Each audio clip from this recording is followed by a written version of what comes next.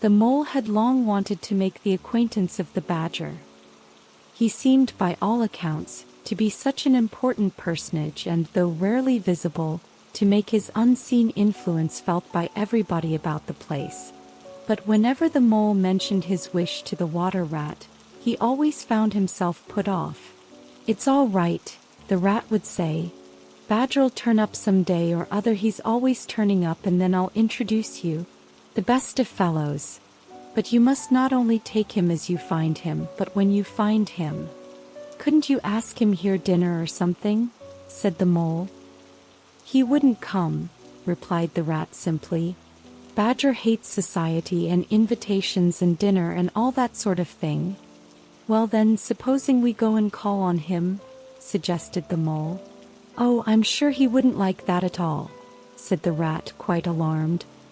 "He's so very shy, he'd be sure to be offended.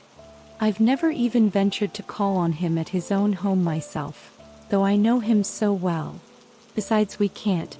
It's quite out of the question because he lives in the very middle of the wild wood." "Well, supposing he does," said the mole. "You told me the wild wood was all right, you know." "Oh, I know, so it is," replied the rat evasively. "But I think we won't go there just now. Not just yet. It's a long way, and he wouldn't be at home at this time of year anyhow, and he'll be coming along some day if you'll wait quietly." The mole had to be content with this, but the badger never came along, and every day brought its amusements, and it was not till summer was long over, and cold and frost and miry ways kept them much indoors, and the swollen river raced past outside their windows with a speed that mocked at boating of any sort or kind, that he found his thoughts dwelling again with much persistence on the solitary gray badger, who lived his own life by himself, in his hole in the middle of the wild wood. In the winter time the rat slept a great deal, retiring early and rising late. During his short day he sometimes scribbled poetry or did other small domestic jobs about the house. And of course there were always animals dropping in for a chat, and consequently there was a good deal of storytelling and comparing notes on the past summer and all its doings.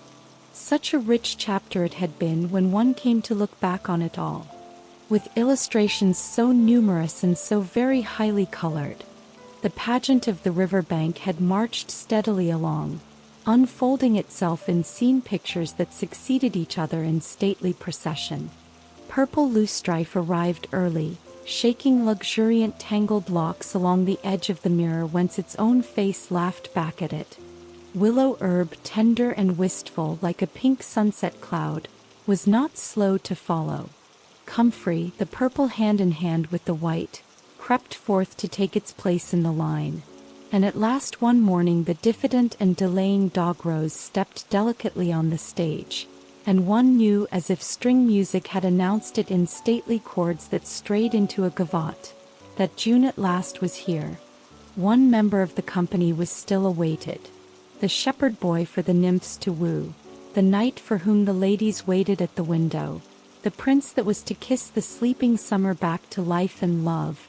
But when meadow-sweet, debonair and odorous in amber jerkin moved graciously to his place in the group, then the play was ready to begin. And what a play it had been! Drowsy animals, snug in their holes while wind and rain were battering at their doors, recalled still keen mornings an hour before sunrise, when the white mist, as yet undispersed, clung closely along the surface of the water. Then the shock of the early plunge, the scamper along the bank, and the radiant transformation of earth, air, and water, when suddenly the sun was with them again, and gray was gold and color was born and sprang out of the earth once more. They recalled the languorous siesta of hot midday deep in green undergrowth, the sun striking through in tiny golden shafts and spots, the boating and bathing of the afternoon, the rambles along dusty lanes and through yellow cornfields, and the long, cool evening at last, when so many threads were gathered up, so many friendships rounded, and so many adventures planned for the morrow. There was plenty to talk about on those short winter days when the animals found themselves round the fire. Still, the mole had a good deal of spare time on his hands, and so one afternoon, when the rat in his armchair before the blaze was alternately dozing and trying over rhymes that wouldn't fit, he formed the resolution to go out by himself and explore the wild wood, and perhaps strike up an acquaintance with Mr. Badger. It was a cold, still afternoon with a hard, steely sky overhead, when he slipped out of the warm parlor into the open air. The country lay bare and entirely leafless around him, and he thought that he had never seen so far and so intimately into the insides of things as on that winter day when nature was deep in her annual slumber and seemed to have kicked the clothes off. Copses, dells, quarries, and all hidden places, which had been mysterious mines for exploration in leafy summer, now exposed themselves and their secrets pathetically, and seemed to ask him to overlook their shabby poverty for a while, till they could riot in rich masquerade as before, and trick and entice him with the old deceptions. It was pitiful in a way and yet cheering, even exhilarating. He was glad that he liked the country undecorated, hard, and stripped of its finery. He had got down to the bare bones of it, and they were fine and strong and simple. He did not want the warm clover and the play of seeding grasses. The screens of quickset, the billowy drapery of beech and elm seemed best away, and with great cheerfulness of spirit he pushed on towards the wild wood, which lay before him low and threatening, like a black reef in some still southern sea. There was nothing to alarm him at first entry. Twigs crackled under his feet, logs tripped him, funguses on stumps resembled caricatures, and startled him for the moment by their likeness to something familiar and far away. But that was all fun and exciting. It led him on, and he penetrated to where the light was less, and trees crouched nearer and nearer, and holes made ugly mouths at him on either side. Everything was very still now. The dusk advanced on him steadily, rapidly, gathering in behind and before, and the light seemed to be draining away like flood water. Then the faces began. It was over his shoulder and indistinctly that he first thought he saw a face, a little evil wedge-shaped face looking out at him from a hole. When he turned and confronted it, the thing had vanished. He quickened his pace, telling himself cheerfully not to begin imagining things or there would be simply no end to it. He passed another hole and another and then yes. No. Yes. Certainly a little narrow face with hard eyes had flashed up for an instant from a hole and was gone. He hesitated, braced himself up for an effort and strode on. Then suddenly, and as if it had been so all the time, every hole far and near, and there were hundreds of them, seemed to possess its face, coming and going rapidly, all fixing on him glances of malice and hatred, all hard-eyed and evil and sharp. If he could only get away from the holes in the banks, he thought there would be no more faces. He swung off the path and plunged into the untrodden places of the wood. Then the whistling began. Very faint and shrill it was, and far behind him when first he heard it, but somehow it made him hurry forward. Then, still very faint and shrill, it sounded far ahead of him and made him hesitate and want to go back. As he halted in indecision, it broke out on either side, and seemed to be caught up and passed on throughout the whole length of the wood to its farthest limit. They were up and alert and ready, evidently, whoever they were. And he was alone and unarmed and far from any help, and the night was closing in. Then the pattering began. He thought it was only falling leaves at first, so slight and delicate was the sound of it. Then as it grew it took a regular rhythm, and he knew it for nothing else but the pat-pat-pat of little feet still a very long way off. Was it in front or behind? Seemed to be first one and then the other, then both. It grew and it multiplied, till from every quarter as he listened anxiously, leaning this way and that, it seemed to be closing in on him. As he stood still to hearken, a rabbit came running hard towards him through the trees. He waited, expecting it to slacken pace or to swerve from him into a different course. Instead, the animal almost brushed him as it dashed past, his face set and hard, his eyes staring. "Get out of this, you fool, get out!" The mole heard him mutter as he swung round a stump and disappeared down a friendly burrow. The pattering increased till it sounded like sudden hail on the dry leaf carpet spread around him. The whole wood seemed running now, running hard, hunting, chasing, closing in round something or somebody. In panic he began to run too, aimlessly, he knew not whither. He ran up against things, he fell over things and into things, he darted under things and dodged round things. At last he took refuge in the deep, dark hollow of an old beech tree, which offered shelter, concealment, perhaps even safety, but who could tell? Anyhow, he was too tired to run any further, and could only snuggle down into the dry leaves which had drifted into the hollow and hope he was safe for a time. And as he lay there panting and trembling and listened to the whistlings and the patterings outside, he knew it at last, in all its fullness, that dread thing which other little dwellers in field and hedgerow had encountered here, and known as their darkest moment, that thing which the rat had vainly tried to shield him from the terror of the wild wood. Meantime the rat, warm and comfortable, dozed by his fireside. His paper of half-finished verses slipped from his knee, his head fell back, his mouth opened, and he wandered by the verdant banks of dream rivers. Then a coal slipped, the fire crackled and sent up a spurt of flame, and he woke with a start. Remembering what he had been engaged upon, he reached down to the floor for his verses, pored over them for a minute, and then looked round for the mole to ask him if he knew a good rhyme for something or other. But the mole was not there. He listened for a time. The house seemed very quiet. Then he called "Molly" several times, and receiving no answer, got up and went out into the hall. The mole's cap was missing from its accustomed peg. His galoshes, which always lay by the umbrella stand, were also gone. The rat left the house and carefully examined the muddy surface of the ground outside, hoping to find the mole's tracks. There they were, sure enough. The galoshes were new, just bought for the winter, and the pimples on their soles were fresh and sharp.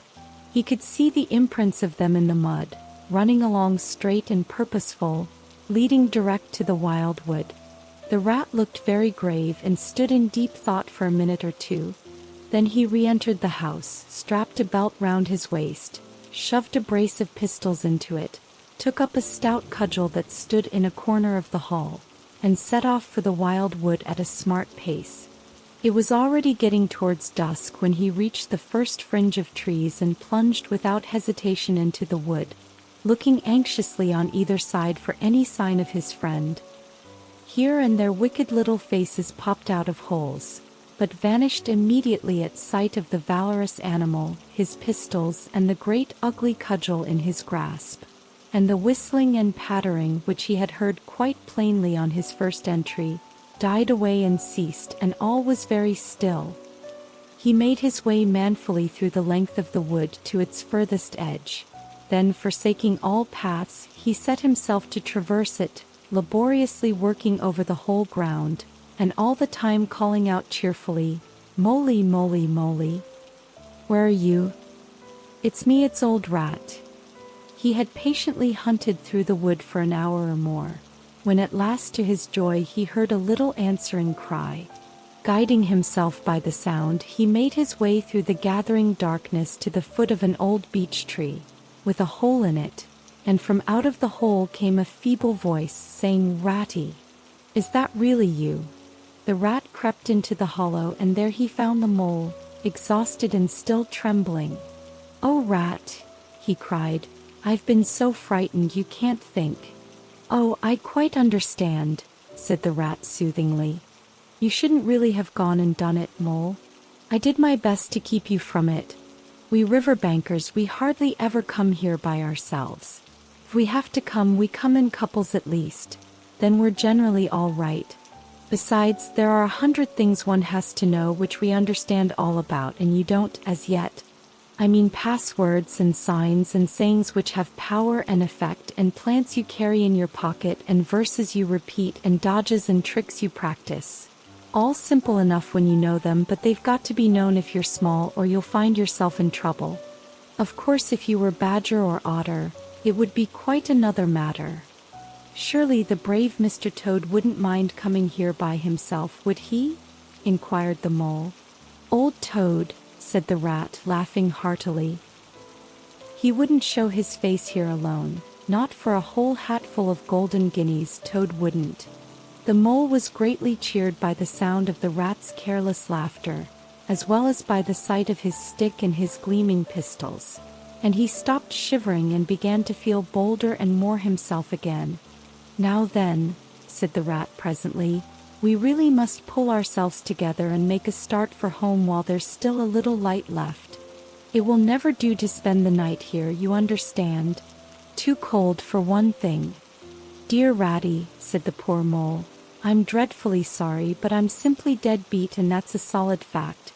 You must let me rest here a while longer and get my strength back if I'm to get home at all." "Oh, all right," said the good-natured rat. "Rest away. It's pretty nearly pitch dark now anyhow, and there ought to be a bit of a moon later." So the mole got well into the dry leaves and stretched himself out, and presently dropped off into sleep, though of a broken and troubled sort, while the rat covered himself up too as best he might for warmth, and lay patiently waiting with a pistol in his paw. When at last the mole woke up, much refreshed and in his usual spirits, the rat said, "Now then, I'll just take a look outside and see if everything's quiet, and then we really must be off." He went to the entrance of their retreat and put his head out. Then the mole heard him saying quietly to himself, "Hello, hello, here is a go." "What's up, Ratty?" asked the mole. "Snow is up," replied the rat briefly, "or rather down. It's snowing hard." The mole came and crouched beside him, and looking out, saw the wood that had been so dreadful to him in quite a changed aspect. Holes, hollows, pools, pitfalls, and other black menaces to the wayfarer were vanishing fast, and a gleaming carpet of fairy was springing up everywhere, that looked too delicate to be trodden upon by rough feet. A fine powder filled the air and caressed the cheek with a tingle in its touch, and the black boles of the trees showed up in a light that seemed to come from below. Well, it can't be helped," said the rat after pondering. "We must make a start and take our chance, I suppose. The worst of it is, I don't exactly know where we are. And now this snow makes everything look so very different." Did indeed. The mole would not have known that it was the same wood. However, they set out bravely, and took the line that seemed most promising, holding on to each other and pretending with invincible cheerfulness that they recognized an old friend in every fresh tree that grimly and silently greeted them, or saw openings, gaps, or paths with a familiar turn in them, in the monotony of white space and black tree trunks that refused to vary.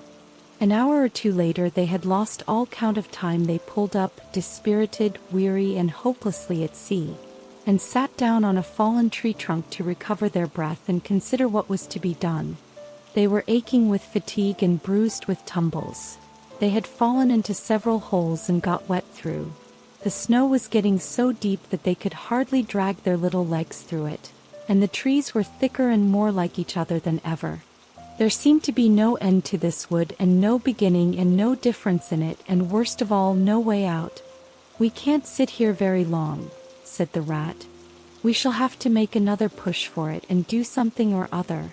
The cold is too awful for anything, and the snow will soon be too deep for us to wade through." He peered about him and considered. "Look here," he went on.